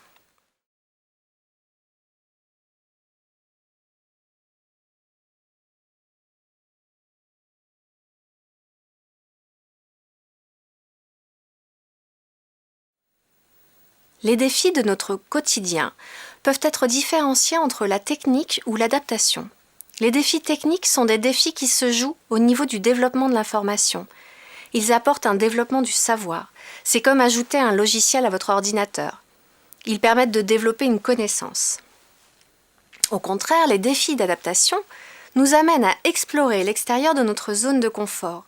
C'est plus une question d'ajouter une connaissance, mais de faire une modification interne profonde au niveau de nos pensées, de nos croyances et de nos émotions. Ainsi, quand vous êtes confronté à un nouveau défi, posez-vous la question: suis-je face à un challenge technique ou d'adaptation? Puis-je y répondre par un développement de mes connaissances ou vais-je devoir faire évoluer ma façon de penser les choses? Vais-je devoir engager un savoir technique ou un savoir-faire de transformation? La plupart du temps, lorsque nous n'arrivons pas à atteindre nos objectifs et à obtenir les résultats souhaités, c'est que nous faisons face à un défi d'adaptation. Nous pouvons avoir l'impression d'avoir mis en œuvre tous les moyens, lu tous les livres, écouté tous les experts, mais nous ne parvenons pas à changer. C'est exactement ce qu'il se passe chez certaines personnes souhaitant arrêter de fumer et s'achetant des patchs pour répondre aux défis comme s'il était technique. Parfois cela marche, mais combien de personnes ont connu l'échec avec cette méthode avant de se rendre compte que le défi était un défi d'adaptation? Pour la grande majorité des fumeurs, arrêter de fumer, c'est un challenge qui va nécessiter avant tout des changements dans leur façon de penser. Ces derniers défis, les défis d'adaptation, ne se règlent pas en une nuit ou par la lecture d'un livre. Nous avons besoin de temps pour mettre en place des changements pérennes. Soyez donc prêts à consacrer quelques mois à votre projet selon son ampleur. Utilisez au maximum ces choses que vous faites bien, ces zones d'excellence qui sont en vous pour relever ce nouveau défi. Ne perdez pas patience sur chemin et identifiez dès le départ sur qui ou sur quoi vous pouvez compter pour vous soutenir dans ce changement. Faites des points réguliers chaque semaine pour mesurer vos avancées et prendre de nouvelles actions.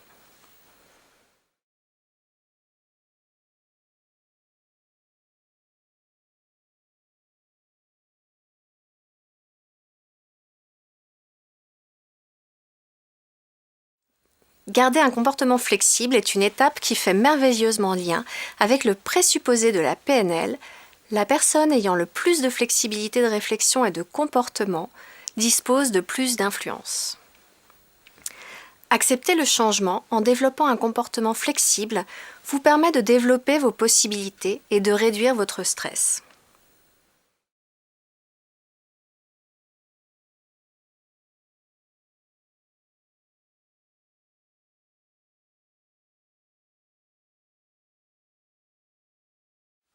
Alors, je vais vous accompagner dans une expérience que je souhaite partager avec vous.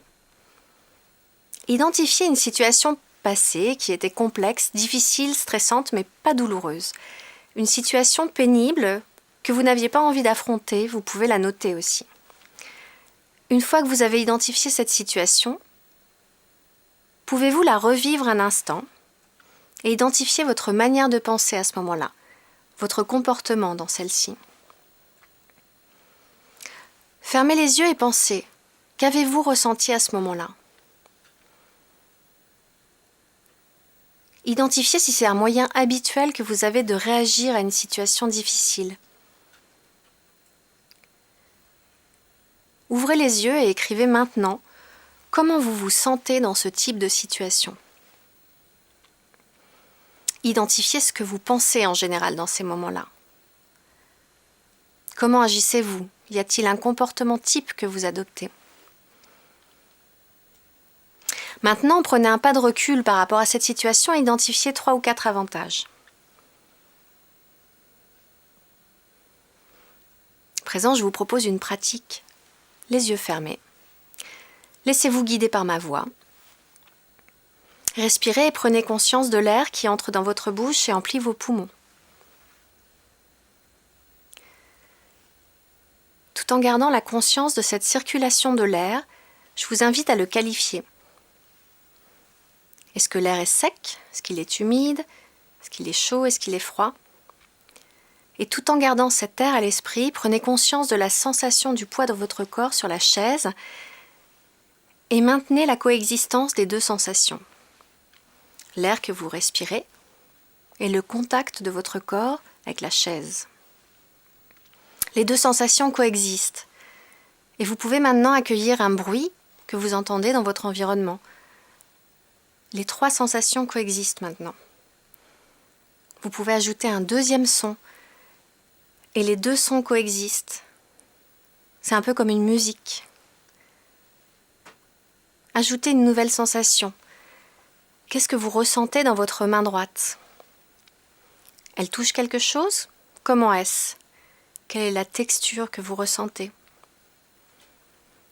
Toutes les perceptions sont là. Votre respiration, le poids du corps, les 2 sons, votre main. Gardez maintenant les yeux clos toujours et revenez à la situation pénible initiale. Regardez-la toujours avec recul et profitez-en pour identifier 3 ou 4 nouveaux avantages.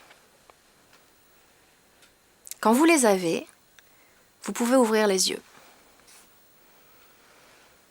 Alors maintenant, comment vous sentez-vous?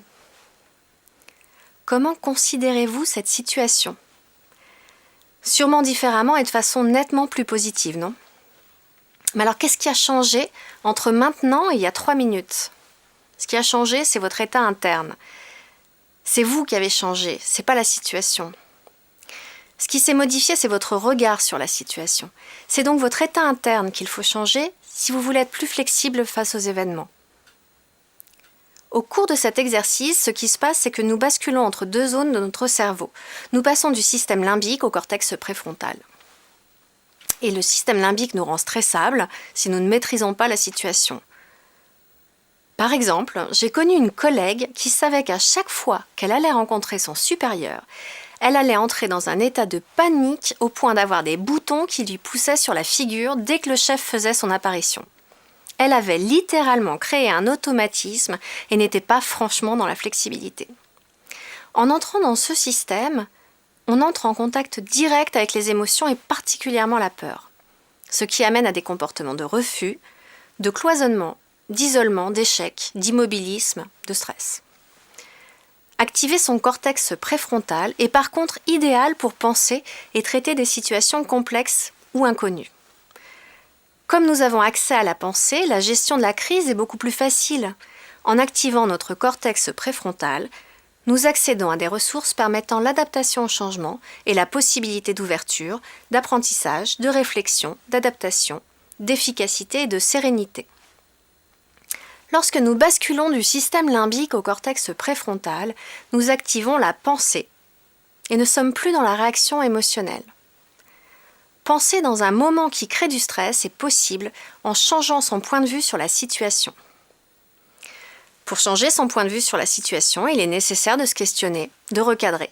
Cette gymnastique est un entraînement que vous pouvez adopter et cet entraînement peut devenir avec la pratique un automatisme.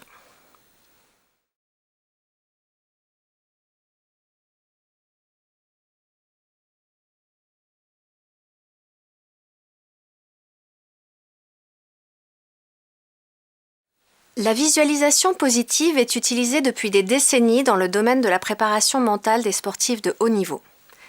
Ces puissants effets ont depuis suscité l'intérêt du monde du management. La visualisation positive est une technique d'autosuggestion de la PNL très puissante. Elle permet d'avoir une influence sur toutes nos composantes, que ce soit nos pensées, nos émotions ou notre dimension corporelle. La visualisation est un processus qui consiste à utiliser notre imagination pour créer des images mentales. Elle peut être utilisée pour créer, imaginer des résultats et ainsi nous aider à atteindre nos objectifs. Utiliser son imagination pour créer des images mentales stimule la concentration, le sens de l'organisation et dirige l'attention vers une direction particulière, donnant ainsi la possibilité à l'inconscient de travailler à la réalisation de l'image visualisée. Elle contribue aussi à la définition de ce qui nous fait envie, et ceci déclenche une production de 17% de plus de sérotonine, un neurotransmetteur intervenant dans le bien-être. La visualisation peut être utilisée pour créer sa vie rêvée si on la pratique efficacement.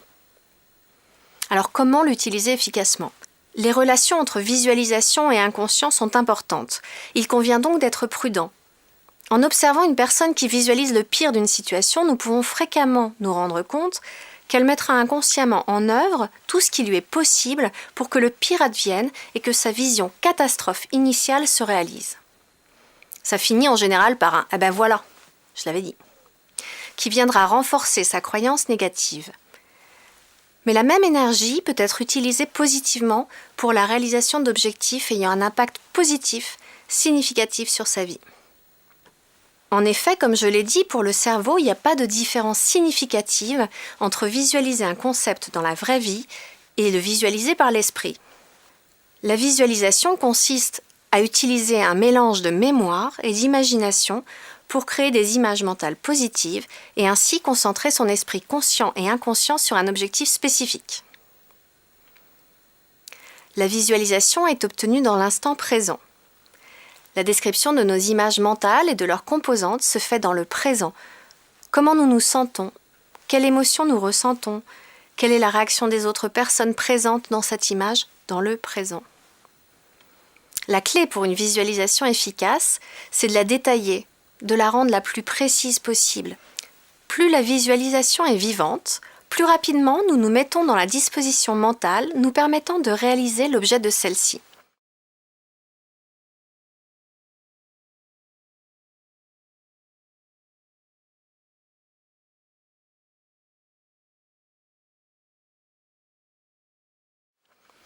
Je vous propose maintenant une pratique de visualisation. Vous pouvez vous imaginer lorsque vous aurez atteint votre objectif. Levez-vous, tenez-vous droit et fermez les yeux. Prenez conscience de l'espace, du canal situé au niveau de votre colonne vertébrale. Trouvez votre axe vertical. La colonne est étirée sans être rigide. Concentrez-vous sur votre respiration.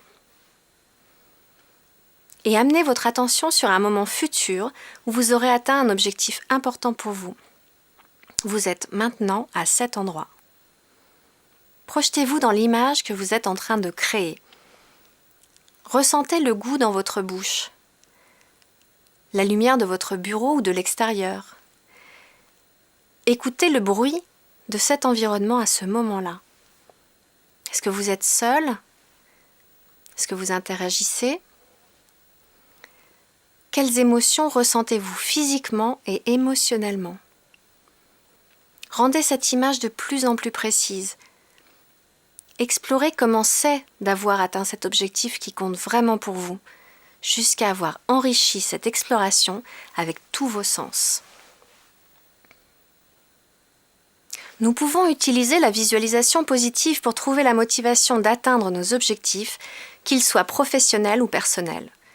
La visualisation positive agit également directement sur le développement de l'estime de soi, et quand nous nous sentons bien à l'intérieur, nous disposons de l'énergie naturelle, nous permettant de nous épanouir à l'extérieur. En commençant à nous sentir bien, notre vie devient plus facile, nous retrouvons notre productivité au travail, dans les relations, à la maison, etc.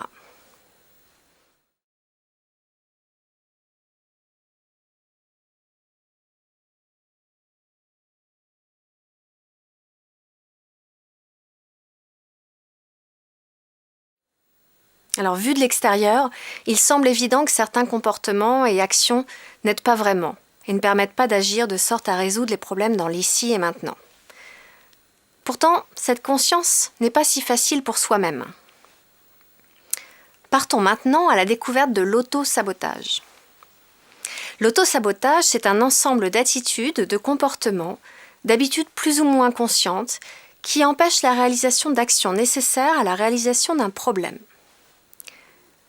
C'est finalement un mécanisme qui vise à se protéger du risque de ressentir la douleur en cas d'échec. Il peut s'expliquer par les mécanismes cérébraux suivants. En fait, l'espèce humaine a appris pour sa propre survie à anticiper les dangers. Nous nous projetons donc naturellement dans le futur pour anticiper les dangers.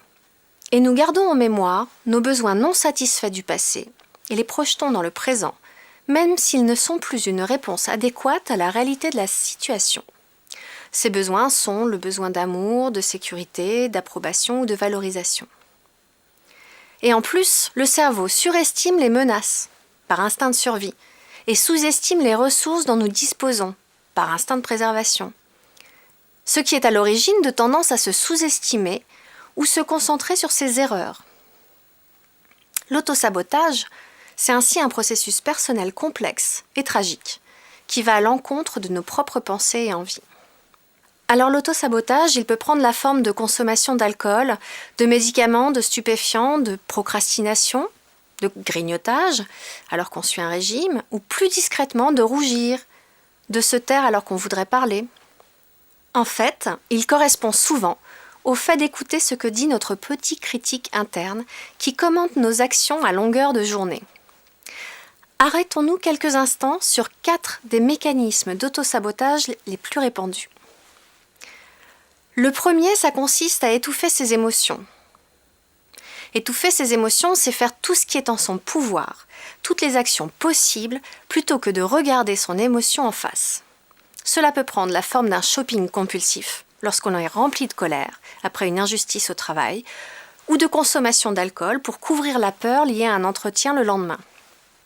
Ça peut être aussi remplir ses journées pour ne surtout pas ressentir le malaise. Or, faire face à ces émotions et les laisser faire surface et s'exprimer, c'est la première étape nécessaire vers la résolution du problème. Le deuxième autosabotage courant, c'est la procrastination. Et oui, la procrastination que nous avons largement étudiée précédemment est un autosabotage, et même de loin, le mécanisme d'autosabotage le plus infaillible. Les procrastinateurs se sabotent. Ils mettent en place les obstacles et choisissent des voies contre-productives pour atteindre leur objectif. Ils remplissent leur journée de toutes les actions, sauf celles en rapport avec leurs vraies priorités. Un troisième mécanisme, c'est la modestie extrême. Dans ce cas, la personne ne reconnaît pas sa valeur. Elle préfère disparaître, laisser la place aux autres. C'est le cas des personnes qui ont envie de prendre des responsabilités sur un sujet et se retrouvent à ne rien dire lors d'une réunion où justement sont répartis les rôles sur le sujet. Et elles se disent à ce moment-là à elles-mêmes « Je ne peux pas prendre la responsabilité de ce dossier, ça va faire prétentieux ». Un autre autosabotage, c'est l'addiction. Alors l'addiction, c'est un autosabotage tragique. En fait, dans ces cas-là, les personnes s'anesthésient littéralement avec des drogues, de la nourriture, de l'alcool ou du travail. Et elles se détournent ainsi de la possibilité de penser et de réfléchir. Les personnes dépendantes, que ce soit à l'alcool, aux médicaments, à la cigarette, aux drogues, que ce soit les hyperphages ou les workaholics, présentent une série d'excuses et de justifications fantasmées pour ne pas prendre leur dépendance en main et prendre les bonnes décisions pour résoudre leurs problèmes. Vous pouvez maintenant prendre quelques secondes et identifier si vous avez tendance à vous reconnaître dans un des mécanismes d'autosabotage.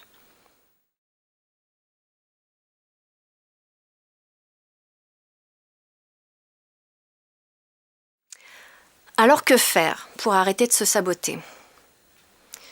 L'autosabotage est donc un des obstacles les plus importants à la construction de l'estime de soi. Quand on se sabote, on évite l'éventuelle douleur de l'échec en ne développant jamais le pouvoir nécessaire pour faire face aux situations qui pourraient présenter un risque. Ces mécanismes de sabotage proviennent de nos pensées, de nos grandes croyances au sujet de nous-mêmes, des autres et de l'environnement. Ces pensées, elles viennent construire notre perception du monde.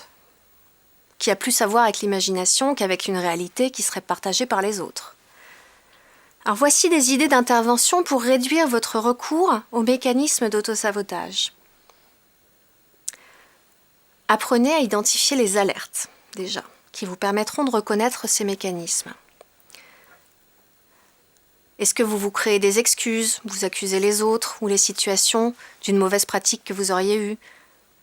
Est-ce que vous avez tendance à vous distraire des problèmes en faisant autre chose, comme du shopping ou aller surfer sur Internet pendant des heures, en consommant de l'alcool ou des médicaments, des stupéfiants? Est-ce que vous remettez au lendemain ce qui devrait vraiment être réglé maintenant? Apprenez à repérer les alertes et soyez vigilants. En cas d'alerte, fixez-vous un objectif. Vous pouvez utiliser votre énergie pour vous fixer un objectif, vous permettant de rebondir plutôt que de vous produire en excuses ou de vous distraire du problème à résoudre. Vous pouvez ensuite confronter vos pensées avec ce que d'autres ont pu percevoir de vous ou d'une situation. Réexaminez votre perception, enquêtez sur le sujet et trouvez ce qui pourrait être amélioré. Reconnaissez les obstacles, analysez et identifiez les facteurs en votre contrôle et les actions que vous pouvez avoir à ce sujet. Gardez cet objectif en tête et passez à l'action au quotidien. Vous pouvez aussi vous encourager et vous remercier à chaque avancée. Comme dans tout processus de changement, la destruction de ces mécanismes d'autosabotage est difficile. En effet, en développant de nouvelles habitudes positives pour vous, vous sortez de votre zone de confort et faites ainsi l'expérience de l'inconfort, d'un mélange entre difficulté et peur produit par des situations de changement. Encouragez-vous, remerciez-vous, donnez-vous des signes de reconnaissance positifs à chaque étape, à chaque passage d'obstacle. Si vous en avez la possibilité, il est également bon de partager votre objectif et vos avancées avec un proche. Une équipe de psychologues américains a réalisé une étude dont les résultats suggèrent que partager une bonne nouvelle multiplie son bénéfice en termes de bonheur et de satisfaction à long terme. Il est ensuite possible que vous fassiez l'expérience de mouvements de recul ponctuels. Les mécanismes d'auto-sabotage vous accompagnent depuis de nombreuses années, ils ne vont pas se laisser détourner facilement. Dans ce cas, notez ce qui s'est passé. Profitez-en pour étudier les éléments déclencheurs du contexte, de la situation, les pensées associées, et revenez à votre objectif. Visualisez-vous une fois que vous aurez atteint et pensez à la récompense que le contournement de votre mécanisme d'auto-sabotage représentera pour vous. Le chemin pour ne plus recourir à vos autosabotages sera certainement difficile, comme tout processus de changement. Restez concentrés, pensez à la récompense. Gardez le cap, sont des comportements qui vous aideront.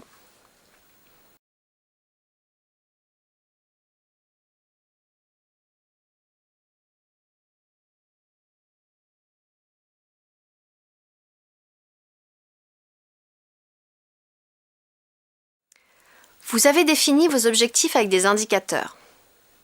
Faites le point chaque semaine sur votre niveau de réalisation de ceux-ci. À quel niveau d'atteinte de votre objectif êtes-vous ? 50%, 70%? Vous avez bien avancé ?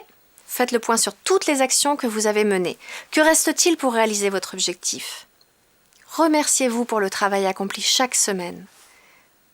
Vous avez pris du retard par rapport à votre vision ? Quels ont été les obstacles ? Que pouvez-vous capitaliser sur cette expérience ? Qu'allez-vous faire différemment la semaine prochaine ? Avoir à rendre des comptes auprès de quelqu'un d'autre que vous-même peut vous aider aussi à vous maintenir dans la dynamique et rendre plus probable l'atteinte de vos objectifs. Le fait de rendre des comptes sur ce que l'on s'est engagé à faire est une preuve de leadership, d'engagement. C'est d'abord une preuve que vous acceptez la responsabilité des résultats que vous attendez.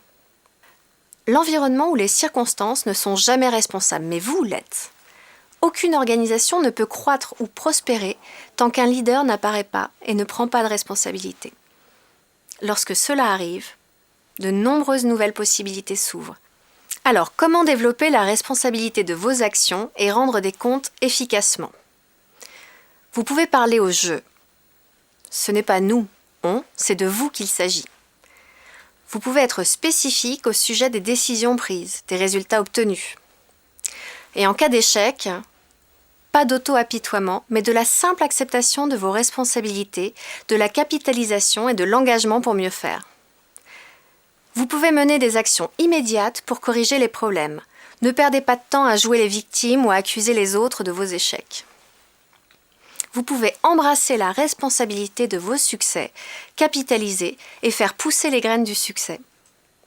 En plus, rendre des comptes apporte de la reconnaissance et de l'appréciation. Et la reconnaissance et l'appréciation sont des boosters pour votre motivation.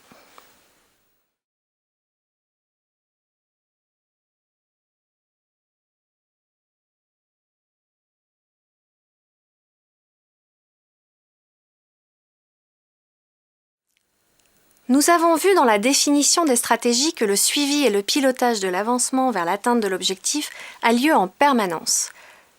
À la fin de la période de temps définie avec votre objectif, vous pouvez faire le point sur les indicateurs associés à celui-ci. Identifiez à quel niveau vous vous trouvez. Vous n'avez pas atteint votre objectif ? Avant de conclure que vous avez échoué, pourquoi ne pas prendre le temps de regarder le résultat comme un feedback utile plutôt ? L'échec est une voie sans issue, mais le feedback est une porte ouverte qui nous donne le pouvoir d'apporter des mesures correctives et de pouvoir nous remettre à l'œuvre. Le feedback vous donne la possibilité d'apprendre de vos échecs. Par exemple, de savoir où vous devrez faire plus d'efforts, changer votre comportement ou ajuster vos priorités. L'échec, au contraire, provoque l'usure de la confiance en soi et de l'estime de soi. Le manque de motivation pour progresser et mène inévitablement à un niveau faible de réalisation. Vous pouvez capitaliser. Comment auriez-vous pu mieux faire compte tenu du contexte ? Qu'est-ce qui vous a freiné ? Qu'en retenez-vous ? Comment ferez-vous mieux la prochaine fois ? Si vous vous habituez à penser qu'il n'y a pas d'échec, vous n'échouerez plus. Si vous vous habituez à considérer les échecs comme des feedbacks qui vous sont bénéfiques dans votre chemin pour atteindre votre objectif, vous aurez du succès sans trop d'efforts. Rebondissez. Il n'y a pas d'échec, seulement du feedback, comme dit Catherine Schulz, qui a fait un excellent TED Talk sur l'échec, en disant « Les regrets ne nous rappellent pas que nous avons mal fait, ils nous rappellent que nous savons que nous pourrions mieux faire. » Et vous avez atteint votre objectif ? Surtout, n'oubliez pas de célébrer. Remerciez-vous d'atteindre votre objectif et offrez-vous la récompense que vous avez imaginée au moment de créer l'objectif. Votre cerveau vous sera reconnaissant de lui apporter cette récompense tant visualisée. Partagez la bonne nouvelle avec les proches, puis fermez cette étape de votre vie en identifiant tous les impacts positifs pour vous de cette réussite. Remerciez-vous et passez à la suite en vous fixant, pourquoi pas, un nouvel objectif.